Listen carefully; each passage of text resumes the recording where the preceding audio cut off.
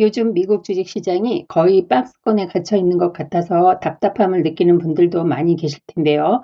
미국 주식에 투자를 시작하고 싶은데 이미 많이 오른 것 같아서 선뜻 매수하지 못하고 계신 분도 있겠죠. 제 채널에는 40대부터 50대, 60대, 그리고 70대 구독자님들이 대부분이에요. 댓글을 읽어보면 비슷한 고민을 하고 계신 분들이 많더라고요. 미국 주식을 시작하고 싶은데 어떤 종목부터 사야 할까요?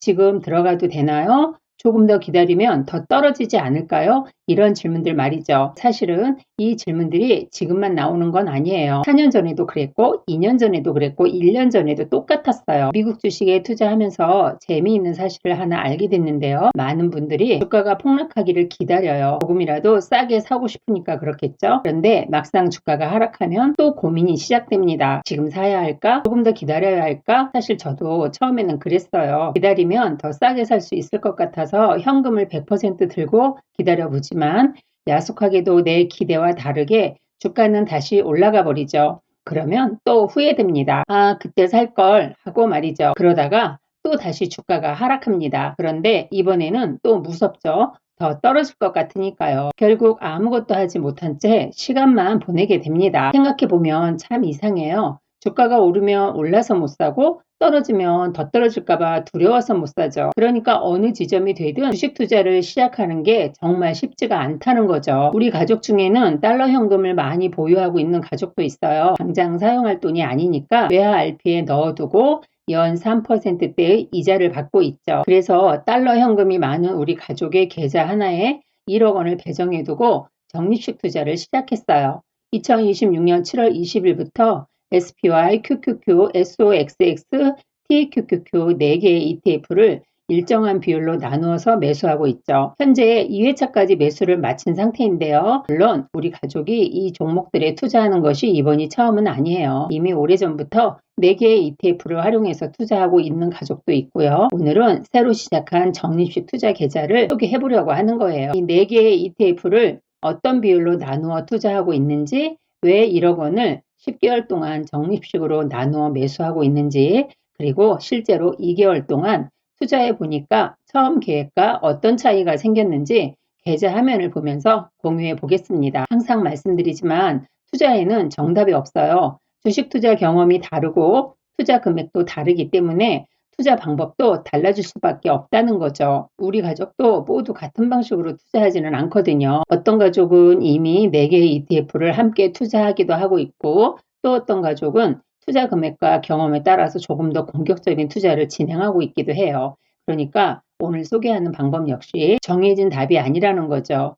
그리고 우리 가족이 실제로 활용하고 있는 여러 투자 방법 가운데 하나일 뿐이라고 생각하면 됩니다. 우리가 서점에 가보면 미국 주식 ETF 투자 관련 책이 정말 많아요. 미국 시장 전체에 투자하는 SPI와 QQQ에 투자하는 그런 책들도 무척 많죠. 유튜브 영상도 마찬가지고요. 사실 미국 주식에 조금이라도 관심이 있는 분이라면 SPY 또는 VOO 그리고 QQQ를 몰라서 투자를 못하는 경우는 거의 없어요. 도대체 언제 투자를 시작할 것인가, 그리고 어떻게 매수해 나갈 것인지 이런 걸 결정하는 일도 상당히 어렵다는 거죠. 그래서 오늘 소개할 계좌는 적립식 투자를 시작한 가족의 실제 계좌를 공유해 보려고 합니다. 뭐 너무 뻔한 이야기라고요? 네, 맞습니다. 누구나 다 아는 방법이에요. 그런데 알고 있는 것과 실제 내 돈을 넣어서 실천에 옮기는 것은 완전히 무게가 다르죠. 사실 이 계좌에 1억 원도 원래는 외화 RP에 넣어두었던 달러인데요. 이자를 받던 달러 가운데 일부를 꺼내서 이번에 4개의 ETF에 분할로 적립식으로 나누어서 투자하기 시작한 겁니다. 즉 10개월 동안 매달 1천만 원씩 나누어서 매수 계획을 세운 거죠. 주가가 오른 달에는 큰 금액으로 적은 수량을 사게 되고, 주가가 하락한 달에는 큰 금액에도 더 많은 수량을 매수할 수 있게 되는 거죠. 미래의 주가가 어떻게 될지 모르니까 시간과 돈을 나누어서 분할 매수하는 겁니다. 이미 다 알고 계시는 방법일 거예요. 우리 가족도 오래전부터 이렇게 투자해 왔고요. 그런데 이번에 새로운 계좌에 1억 원을 따로 배정해서 투자 과정을 공유하는 이유가 있습니다. 우리 가족이 실제로 어떻게 투자하는지를 보여주고 싶었기 때문이죠. 제가 영상에서 초보 투자자는 TQQQ처럼 변동성이 큰 종목에 투자하지 말고 SPY, QQQ, SOXX 같은 일배수 ETF를 중심으로 투자하는 방법도 있다고 여러 차례 말씀드렸죠. 말로만 설명하는 것보다 실제 제 돈을 투자해서 어떤 방법으로 매수해 나가는지를 보여드리는 게 훨씬 이해하기 쉽다고 생각했어요. 비교적 안전한 일배수 ETF 위주로 말이죠. 적립식 투자의 가장 큰 장점은 오늘이 고점인지 저점인지 맞추려고 애쓰지 않아도 된다는 점입니다. 물론 단점도 있어요. 좀 지루하다는 건데요. 특히 SPY처럼 주가 변동이 크지 않은 ETF를 매달 같은 금액으로 사 모으는 일이 정말 재미가 없거든요. 지루해요. 그런데 저는 이런 지루함이 오히려 장점일 수도 있다고 생각해요. 초보 투자자나 또는 노후 자금을 가지고 투자하는 분들은 매일 주가를 들여다보면서 마음 졸이는 것보다 편안하게 오래 투자할 수 있는 방법이 더 중요할 수 있기 때문이죠. 그리고 오늘 1억 원 계좌를 보시고 이 돈이 없으면 투자를 할 수 없다고 생각하신다면 큰 오산입니다. SPY나 QQQ는 한 주 가격이 100만 원 안팎이니까 처음 투자하는 분들에게는 부담스럽게 느껴질 수 있어요. 하지만 요즘에는 꼭 온주, 그러니까 100만 원이 넘는 SPY 한 주를 통째로 매수하지 않아도 투자할 수 있다는 거예요. 바로 소수점 매매가 있으니까요. 5만 원으로도 시작할 수 있고 10만 원, 20만 원으로도 SPY나 QQQ 그리고 SOXX 같은 ETF로 미국에 직접 투자할 수 있다는 거죠. 중요한 건 내 형편에 맞는 금액으로 일단 투자를 시작해 보는 겁니다. 본격적으로 이번 1억 원 계좌를 살펴볼게요. 이 계좌는 4개의 ETF로 구성했고요. 매월 한 번씩 1,000만 원씩 투자해 총 10개월 동안 적립식으로 매수해 나갈 계획입니다. 그리고 각 종목마다 비율을 보여드릴 건데요. SPY는 40%, QQQ는 30%, SOXX는 20%를 중심으로 투자하고 변동성이 큰 3배 레버리지 TQQQ는 10%만 편입했어요. 조금 더 안정적으로 투자하고 싶다면 SPY 비중을 더 높일 수도 있겠죠. 그리고 TQQQ가 부담스럽다면 아예 제외하면 됩니다. SPY, QQQ 두 종목만 투자를 할 수도 있고요. 핵심은 나만의 투자 비율을 정하는 겁니다. 아무리 좋은 투자 방법이라 해도 내가 불안해서 오래 유지할 수 없다면 소용이 없거든요. 이 계좌의 첫 매수일은 2026년 7월 10일이고요. 첫 번째 매수에서는 1천만 원을 미리 정해둔 비율대로 나누면 SPY 같은 경우는 약 400만 원, 그리고 QQQ에는 약 300만 원 정도, SOXX에는 약 200만 원, TQQQ에는 약 100만 원이 배정됩니다. 이대로 10개월 동안 매수한다면 총 투자 금액은 SPY 약 4천만 원, QQQ 약 3천만 원, SOXX 약 2천만 원, TQQQ는 약 1,000만 원이 되는 거죠. 실제 첫 매수에서 SPY 4주를 샀고요. QQQ는 3주, SOXX 3주, TQQQ는 9주를 매수했어요. 계획했던 1천만 원보다 조금 더 들어가서 첫 번째 실제 매입 금액은 약 1,100만 원 정도 투입됐어요. 첫 매수를 1,000만 원으로 계획을 했었잖아요. 근데 그 금액보다 100만 원 정도가 추가로 투입된 거죠. 실제로 매수를 해보니까 문제가 생겼어요. SPY를 예를 들어 볼게요. 1회차 총 투자 금액이 1,000만 원 중 SPY에는 40%인 400만 원을 배정했다고 했죠. 한 주 가격이 100만 원을 넘나들다 보니까 3주를 사고 나면 돈이 남고 4주를 사자니 계획한 대로 400만 원을 초과하게 됩니다. 처음에는 남은 금액만큼 소수점 매수를 하려고 했었어요. 한 주를 살 수가 없으니까요. 근데 생각해보니까 어차피 저축카드 장기간 모아가는 계좌인데 몇만 원 단위까지 딱 맞추려고 애쓸 필요가 있나 싶더라고요. 그래서 돈을 조금 더 보태서 온주로 한 주를 추가 매수했습니다. 그래서 4주를 살 수 있었던 것이죠. 반대로 너무 부담이 되면 3주만 투자해도 되겠죠. 저는 더 사는 쪽을 택한 것 뿐입니다. 26년 7월 10일 체결 화면을 보시면 SPY와 QQQ, SOXX 일부 주문이 2번에 나누어 체결된 이유가 바로 이거예요. 물론 배정금액 400만 원을 정확하게 맞추고 싶으면 3주만 매수하고 남은 금액만큼은 소수점 매수를 해도 됩니다. 이거는 각자 성향에 맞게 하면 되는 거고요. 중요한 건 SPY 40%, 그리고 QQQ 30%,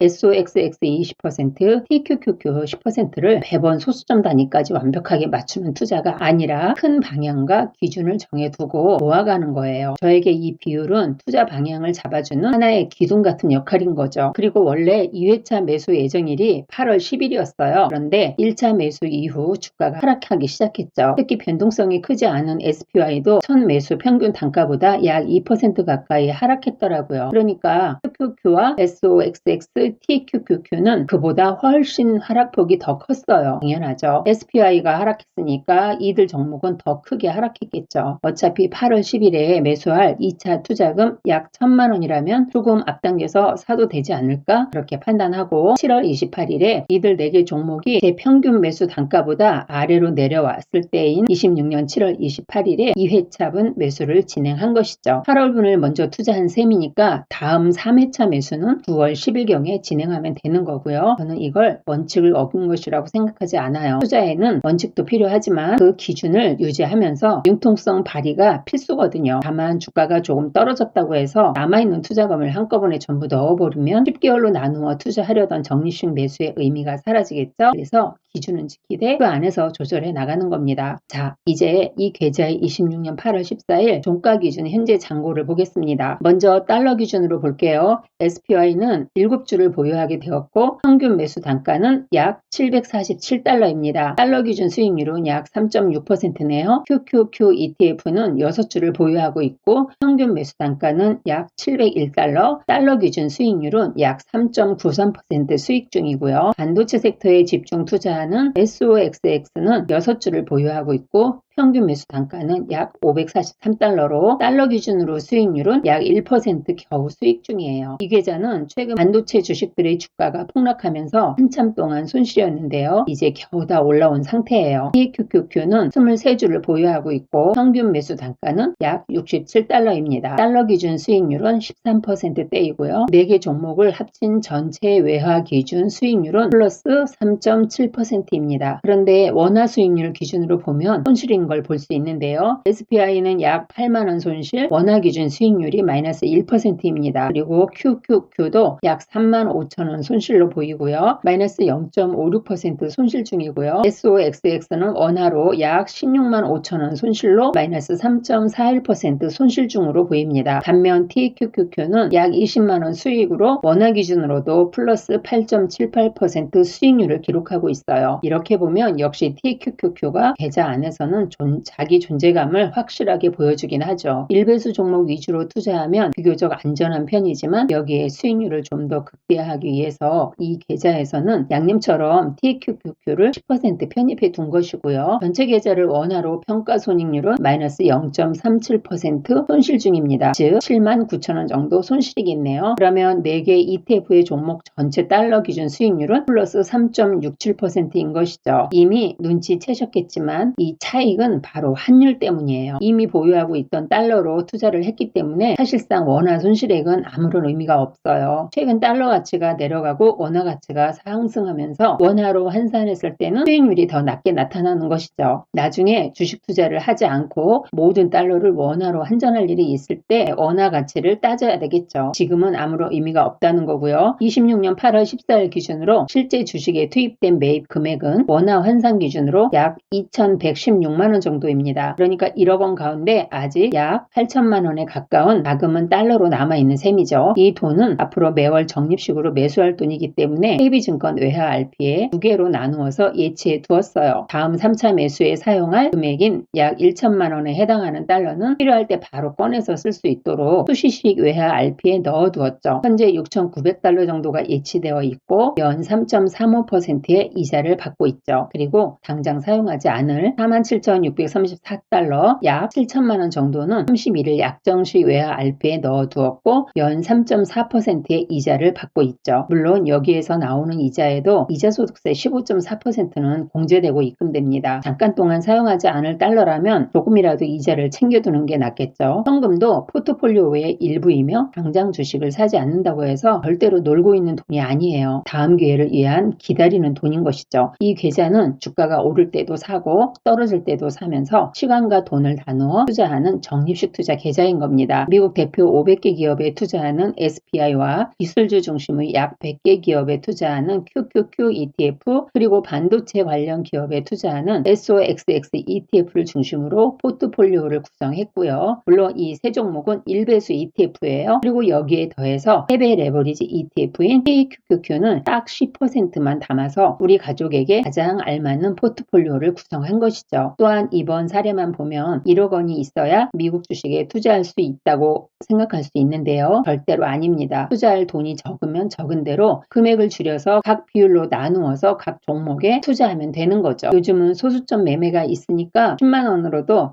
SPY나 QQQ 같은 ETF를 소액으로 모아 갈 수 있어요. 이것 자체도 미국 주식에 직접 투자하는 거와 똑같으니까요. 월급을 받는 분이라면 생활비를 제외하고 자신이 감당할 수 있는 금액을 정해서 얼마씩 한 달에 모아가면 되고요. 어린 아이들이라면 세뱃돈이나 용돈으로도 소수점 투자를 시작할 수 있죠. 내가 투자할 수 있는 범위 내에서 나에게 맞는 투자 방법을 만들어 가는 겁니다. 앞으로 이 계좌의 진행 상황은 계속 공유할 예정이고요. 이 계좌의 3차 매수는 9월 10일 정도에 할 건데요. 앞으로도 언제 어떻게 얼마의 매수를 진행했는지 그리고 10개월 동안 계획했던 정인식 투자를 실제로 어떻게 이어가는지도 계속 공유해 드릴 예정입니다. 다만 계획은 언제든지 바뀔 수 있어요. 투자할 때 원칙은 지키되 그 안에서는 상황에 따라 유연하게 대응하는 편이거든요. 현금은 많은데 언제 시장에 들어가야 하지? 라고 아직도 고민하고 계신가요? 저도 여러분과 똑같아요. 그리고 이번 투자를 시작하면서 궁금한 점이 하나 생겼어요. 1억 원을 외화 RP에 그대로 두고 연 3%대 이자를 받았을 때와 지금처럼 SPY 40%, QQQ 30%, 그리고 SOXX의 20%, KQQQ의 10%로 10개월 동안 정식 투자를 했을 때 과연 어떤 결과가 나올지 정말 궁금해졌어요. 앞으로 이 계좌를 공유하면 재미있는 투자 기록이 될 것 같아요. 오늘 영상이 미국 주식을 처음 시작하는 분들과 은퇴를 준비하는 분들에게 참고가 되었으면 좋겠어요. 다음 영상에서는 이번 계좌와는 다른 방법으로 2026년 1월 13일부터 1억 원을 배정해서 별도의 계좌에다가 실제로 KQQQ를 투자하고 있는 이 계좌의 상황도 함께 공유해 보겠습니다. 오늘 영상이 도움이 되셨다면 구독과 좋아요, 알림 설정까지 꼭 눌러주세요. 긴 영상 시청해 주셔서 감사합니다.